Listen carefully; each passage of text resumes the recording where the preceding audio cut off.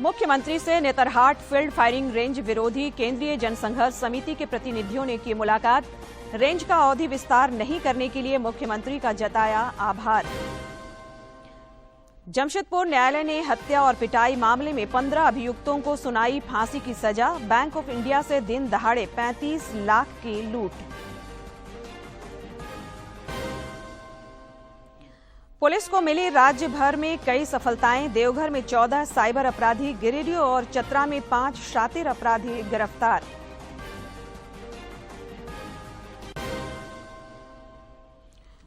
और मौसम का एक बार फिर बदलेगा मिजाज। कल और परसों कई जगहों पर भारी बारिश के आसार।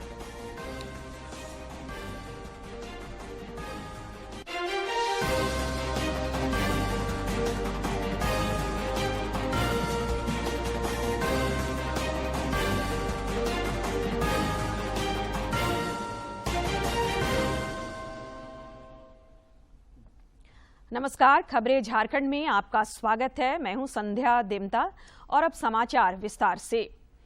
मुख्यमंत्री हेमंत सोरेन से आज नेतरहाट फील्ड फायरिंग रेंज विरोधी केंद्रीय जनसंघर्ष समिति के प्रतिनिधियों ने मुलाकात की।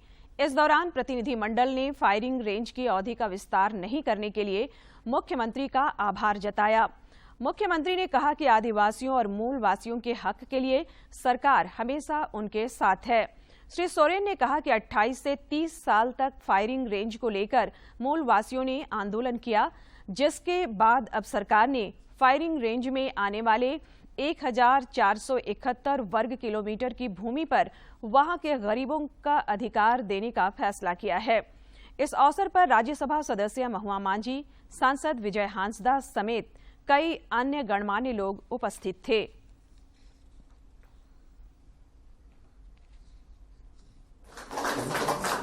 चलो, बहुत बहुत धन्यवाद।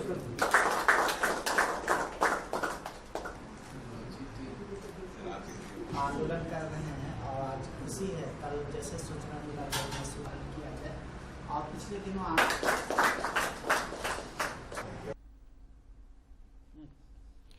दूरसंचार विभाग ने 5G सेवाओं के शुभारंभ का मार्ग प्रशस्त करते हुए ऑपरेटरों को स्पेक्ट्रम आवंटित कर दिए हैं। कल भुगतान के कुछ समय बाद ही विभाग ने स्पेक्ट्रम आवंटन के पत्र जारी कर दिए। ये पत्र जारी कर दिए गए।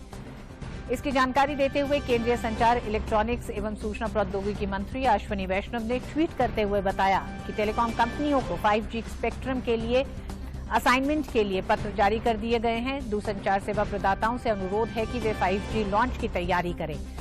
5G स्पेक्ट्रम की प्रक्रिया को तेज गति से धरातल पर लाने के लिए दूरसंचार कंपनियों ने सरकार की सराहना की है। आवंटन हासिल करने वाली कंपनियां पहले ही संकेत दे चुकी हैं कि वो जल्द से जल्द सेवाओं को शुरू करने की कोशिश में हैं और सेवा के लिए उनकी तैयारियां भी पूरी हो चुकी हैं। सूचना एवं प्रसारण मंत्रालय ने 8 यूट्यूब चैनलों को ब्लॉक कर दिया है। ये चैनल भारत की सुरक्षा के खिलाफ गलत जानकारी फैला रहे थे। इनमें से 7 भारत से और 1 पाकिस्तान से संचालित किया जा रहा था। और 1 पाकिस्तान से संचालित किया जा रहा था। जिन 8 चैनलों को ब्लॉक किया गया है उनको 114 करोड़ यूट्यूब व्यूज मिल चुके हैं और सब्सक्राइबर्स की संख्या 85,73,000 है। सूचना प्रसारण मंत्रालय इससे पहले भी भारत विरोधी जानकारी देने वाले कई यूट्यूब चैनलों को ब्लॉक कर चुका है। दिसंबर 2021 से अब तक 102 यूट्यूब चैनलों को ब्लॉक किया गया है। इसके साथ ही कई सोशल मीडिया अकाउंट को भी बैन किया गया है। झारखंड समेत देश भर में पिछले कुछ दिनों से कोरोना संक्रमण का दायरा फिर से बढ़ता जा रहा है। पिछले 24 घंटे के दौरान देश में कोविड के 12,608 नए मामले सामने आए हैं, जबकि इस अवधि में 16,251 संक्रमित स्वस्थ भी हुए हैं।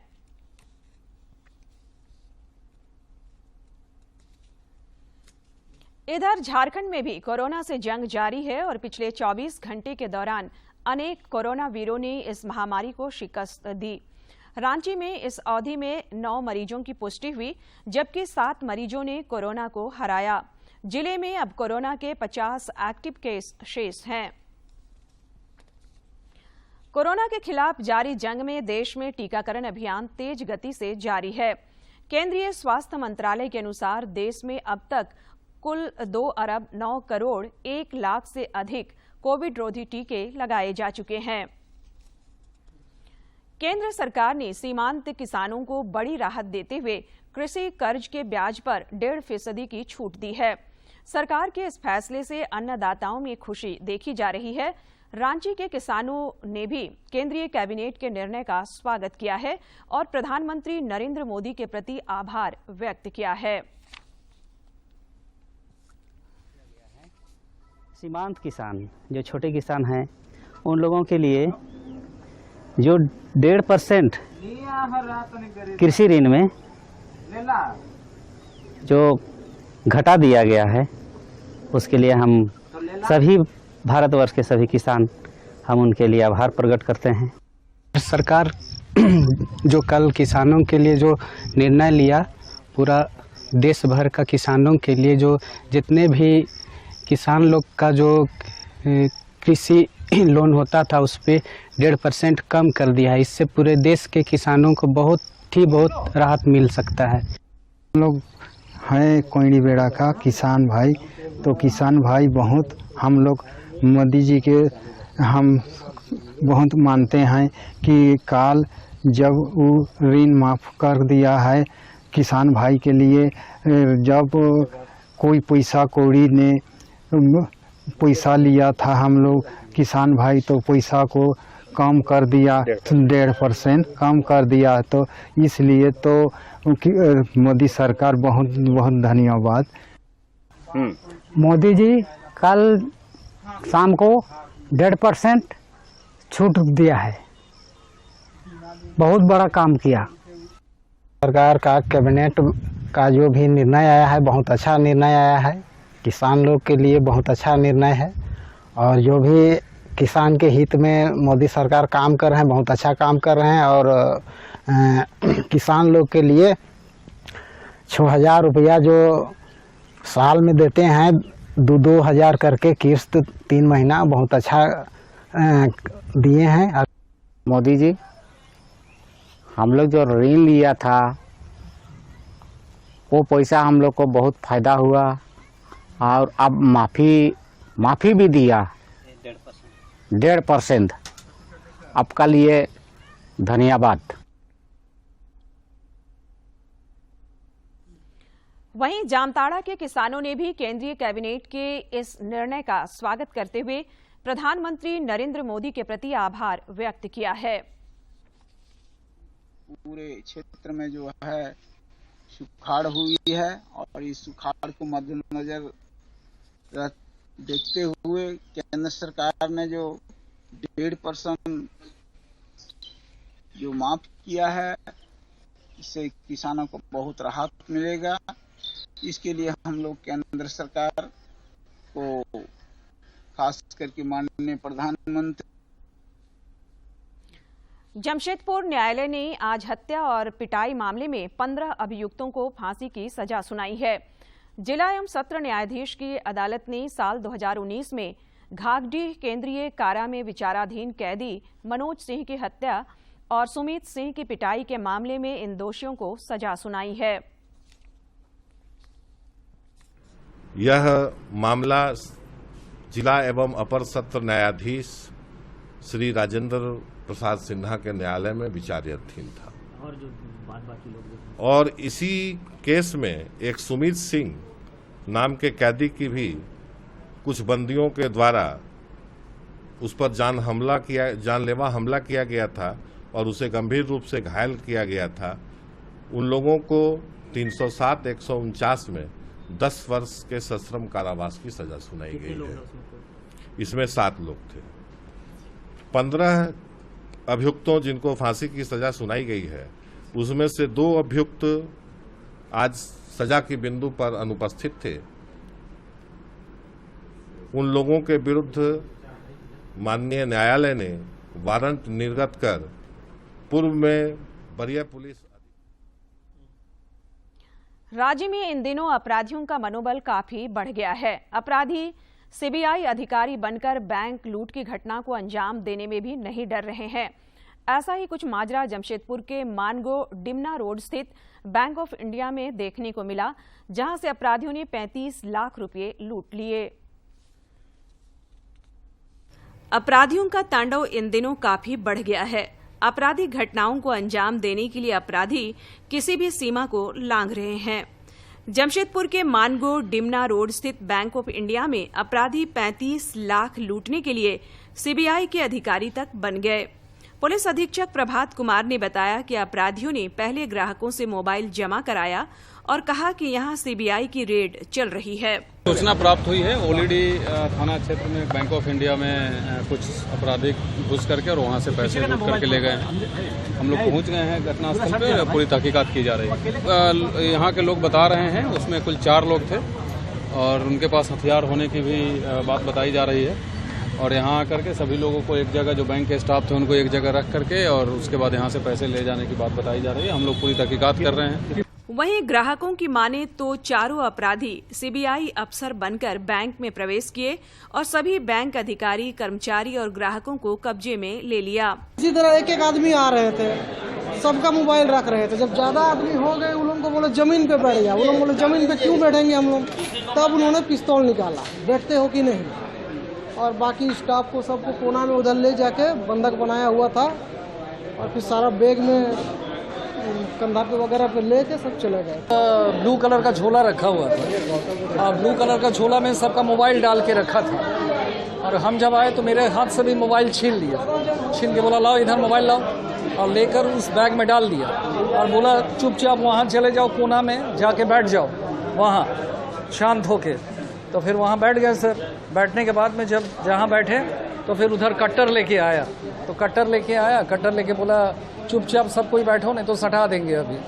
और फिर क्या किया, ई वाला मेरा झोला जो है व्हाइट वाला, ये झोला आपका लिया मेरे से और लेकर वो आपका ब्लू वाला जो झोला में रखा हुआ था वहाँ से इसमें कन्वर्ट कर दिया व्हाइट झोला में, और सारा कन्वर्ट करके बाहर चल गया और जाके बाहर से ताला लगा के बोला अभी बाहर कोई नहीं जाइएगा।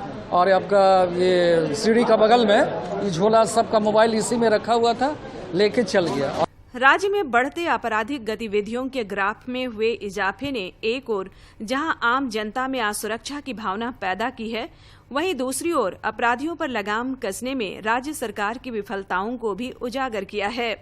जमशेदपुर से डॉक्टर राजेश कुमार लालदास की रिपोर्ट। उधर चतरा जिले के टंडवा थाना क्षेत्र में स्थित मिसराउल एसबीआई ग्राहक सेवा केंद्र में हुई चोरी की घटना का पुलिस ने खुलासा कर दिया है। टंडवा थाना प्रभारी विजय कुमार सिंह ने बताया कि इस घटना में शामिल 3 चोरों को गिरफ्तार किया गया है।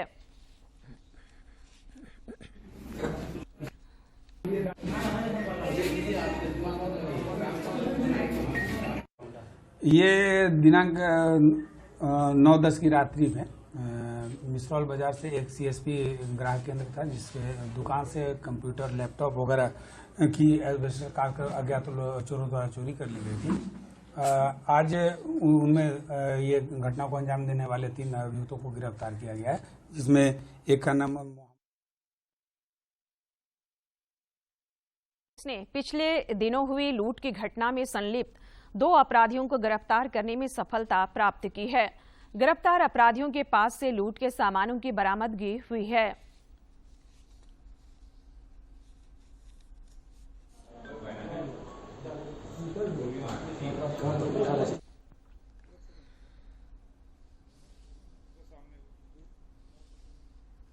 सोलह अगस्त को 5:30 बजे शाम में अतपेलिया पुल है, जो कि भेलवा घाटी थाना क्षेत्र में है, वहाँ 3 अपराधकर्मी अपाचे मोटरसाइकिल से आए और एक फाइनेंस कंपनी जिसका नाम है आरबीएल फाइन सर्व लिमिटेड, उसके कर्मी शौकत अली से लूटपाट की घटना को। देवघर पुलिस ने साइबर अपराध पर नकेल कसने को लेकर एक बड़ी कामयाबी हासिल की है। पुलिस ने पथरदा ओपी थाना क्षेत्र से 14 साइबर अपराधियों को गिरफ्तार किया है। साइबर डीएसपी सुमित प्रसाद ने बताया कि इन अपराधियों के पास से 15 मोबाइल और 23 सिम कार्ड बरामद किए गए हैं। आधार पर 14 लोगों की गिरफ्तारी की गई है और ये जो पथरड्डा थाना क्षेत्र है वहाँ से इनकी गिरफ्तारी हुई है। इनका 14 लोगों की गिरफ्तारी हुई जिनके पास से 15 मोबाइल फोन और 23 सिम बरामद हुआ है। इनका मुख्य जो कार्य था, ये लोगों को मैसेज भेजते थे, फोन पे कैशबैक भेजते थे। जो मैसेज भेजा जाता था उसमें लुभावने ऑफर, आकर्षक ऑफर दिया जाता था और उसके एवज में जो लोग हैं उसमें कॉल करते थे और वो उनको ठगी का शिकार बना लेते थे।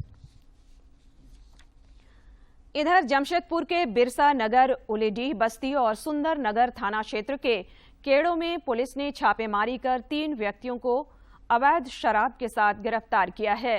पिछले कई दिनों से पुलिस को इन इलाकों में अवैध शराब के कारोबार की खबर लग रही थी।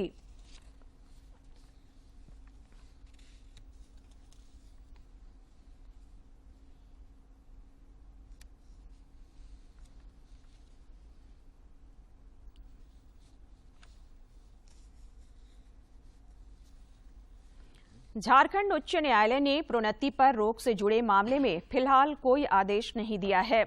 इस मामले में राज्य सरकार की ओर से कोई भी जवाब दायर नहीं किया गया था। कोर्ट ने राज्य सरकार और डीजीपी को 2 सप्ताह के अंदर जवाब दाखिल करने का आदेश दिया। एक अन्य मामले में अधिवक्ता राजीव कुमार साशरीर पीएलए कोर्ट में पेश नहीं हो सके। इस मामले में कागजी कार्रवाई पूरी नहीं होने के कारण आज वीडियो कॉन्फ्रेंसिंग के जरिए अधिवक्ता को पेश किया गया। इसकी अगली सुनवाई 2 सितंबर को होगी। इधर झारखंड स्टेट बार काउंसिल द्वारा कोर्ट फी अमेंडमेंट एक्ट को चुनौती देने वाली एक जनहित याचिका पर उच्च न्यायालय में 23 अगस्त को सुनवाई होगी। जम्मू कश्मीर में चुनाव आयोग ने बड़ा फैसला लिया है। आगामी विधानसभा चुनावों में अब गैर स्थानीय लोग भी मतदान कर सकेंगे।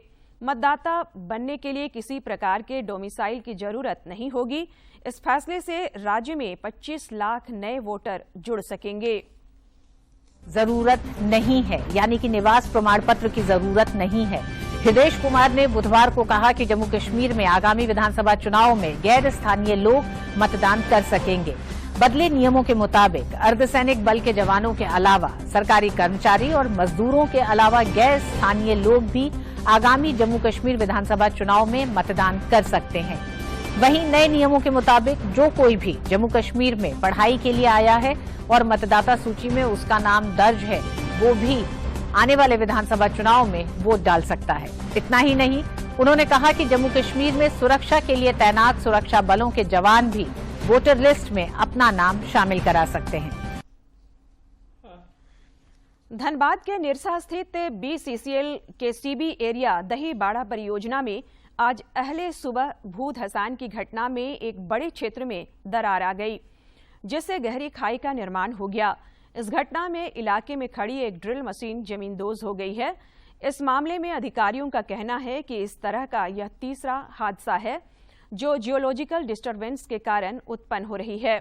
वहीं ग्रामीणों का कहना है कि जो जमीन पूरी तरह धंस गई है, अब तक उसका मुआवजा भी नहीं मिला है।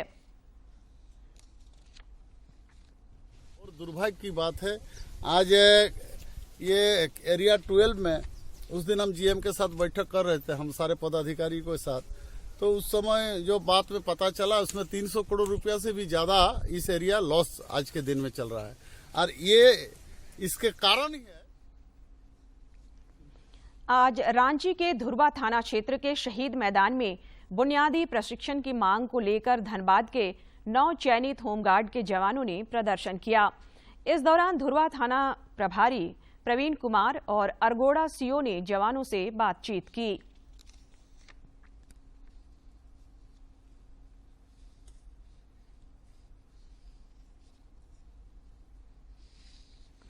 प्रधानमंत्री नरेंद्र मोदी ने इस महीने की 28 तारीख को आकाशवाणी से प्रसारित होने वाले मन की बात कार्यक्रम के लिए लोगों के सुझाव मांगे हैं। रेडियो पर मासिक कार्यक्रम मन की बात की यह 92वीं कड़ी होगी। मन की बात है जन जन की, संघर्षों के कुछ किस्से, कहानी कुछ सफलताओं की, अनकही विरासत की, उम्मीदें नए भारत की। महीने के आखिरी रविवार का रहता है इंतजार मलयाचल के आंचल से विंध्याचल के आंगन तक, ब्रह्मपुत्र के घाट से हिमालय के विस्तार तक होती है मन की बात प्रधानमंत्री के साथ। तो सुनिए इस महीने 28 अगस्त सुबह 11 बजे मन की बात आकाशवाणी और दूरदर्शन के सभी चैनलों पर। मन की बात के प्रादेशिक भाषाओं में अनुवाद का पुनः प्रसारण आप सुन सकते हैं रात 8 बजे आकाशवाणी और दूरदर्शन के सभी प्रादेशिक चैनलों पर। तो सुनिए इस महीने 28 अगस्त सुबह 11 बजे मन की बात। और अब कुछ खबर राज्य के विभिन्न जिलों से।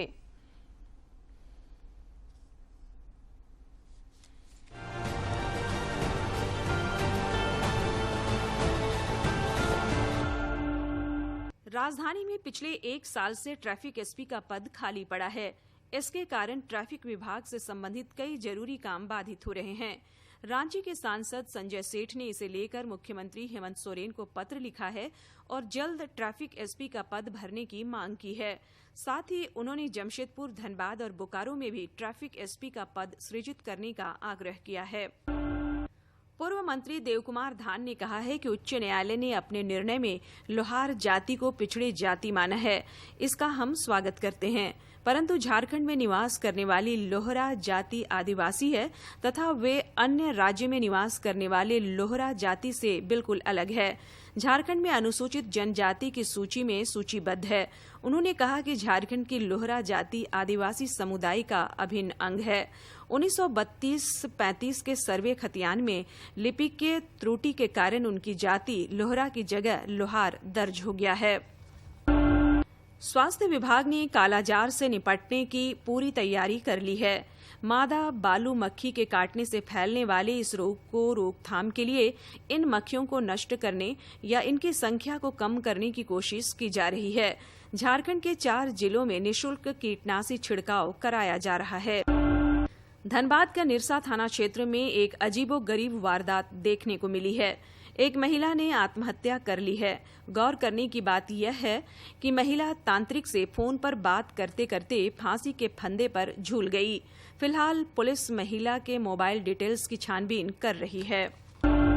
लगभग 5 लाख रुपए की अफीम के साथ रांची के नामकुम पुलिस ने एक युवक को गिरफ्तार किया है।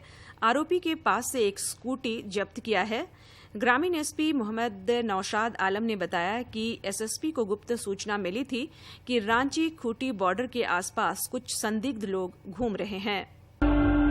केंद्रीय स्वास्थ्य मंत्री की अध्यक्षता में सभी राज्यों के स्वास्थ्य मंत्री और केंद्र शासित प्रदेशों के प्रतिनिधियों के साथ वीडियो कॉन्फ्रेंसिंग के दौरान पूर्वी सिंहभूम में 100 बेड के क्रिटिकल हेल्थ ब्लॉक अस्पताल के निर्माण की स्वीकृति दी गई। बोकारो जिले में एक बार फिर विद्युत आपूर्ति व्यवस्था चरमरा गई है। यहां 6 से 8 घंटे बिजली की कटौती से लोग काफी परेशान हैं। बता दें कि कुछ दिन पहले विद्युत आपूर्ति को ठीक कर दिया गया था, मगर फिर आपूर्ति व्यवस्था चरमरा गई है, जिससे लोगों को काफी परेशानियों का सामना भी करना पड़ रहा है। विभागीय अधिकारियों की माने तो तेज हवा और बारिश के कारण यह परेशानी आ रही है। चतरा के कमलेश कुमार साकुशल घर वापस लौट आए हैं। पिछले 1 महीने से उनसे संपर्क नहीं होने के बाद परिजनों ने इसकी जानकारी पुलिस को दी थी। पुलिस कंट्रोल रूम ने कार्रवाई करते हुए हरियाणा के राधेश्याम धागा फैक्ट्री से उनकी बरामदगी की। धनबाद के पाथरडी थाना क्षेत्र अंतर्गत आरकेएस ट्रांसपोर्ट की खड़ी 5 गाड़ियों को अपराधियों ने निशाना बनाया। अपराधियों ने चालक से पिस्टल की नोक पर मोबाइल और लगभग 2000 रुपये छीन लिए। गाड़ियों में तोड़ फोड़ भी की। तमाड़ प्रखंड के चालाडीह गांव के समीप एक हाथी का बच्चा कुएं में गिर गया है, जिसकी सूचना वन विभाग और तमाड़ पुलिस को दे दी गई है, लेकिन मौके पर हाथियों का झुंड होने से रेस्क्यू में देरी हो रही है। वहीं ग्रामीणों ने भी वन विभाग के प्रति काफी रोष प्रकट किया है।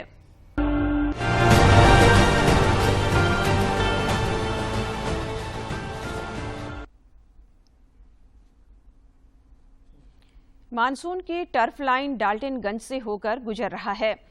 उत्तरी बंगाल की खाड़ी में 19 अगस्त को निम्न दबाव का क्षेत्र बनने की संभावना है। इस कारण आने वाले दिनों में अच्छी बारिश की संभावना है। रांची स्थित मौसम विज्ञान केंद्र ने अपने पूर्वानुमान में कहा है कि आज दोपहर बाद से मौसम में बदलाव शुरू हो जाएगा। इससे बारिश में बढ़ोतरी देखने को मिल सकती है।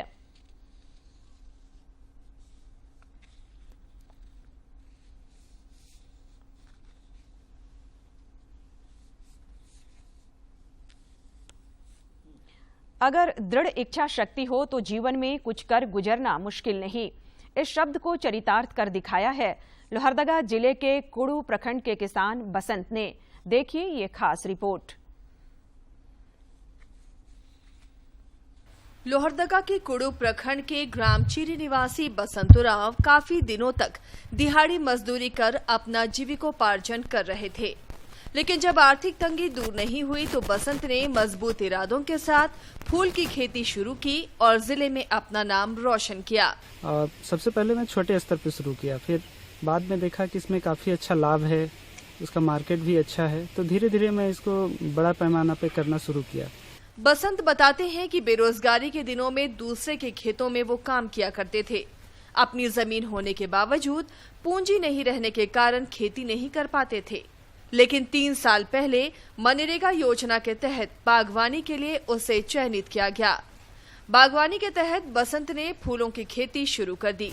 मेहनत मशक्कत करके पहले साल खेती में फूल बेचकर अच्छा मुनाफा कमाया।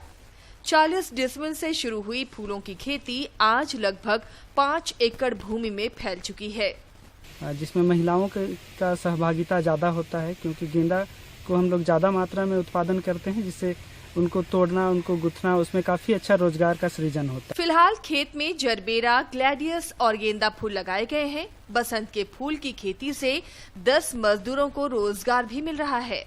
बसंत बताते हैं कि दीपावली के सीजन में फूलों की मांग बढ़ जाती है और उस दौरान 25 लोग रोजाना खेतों में कार्य करते हैं।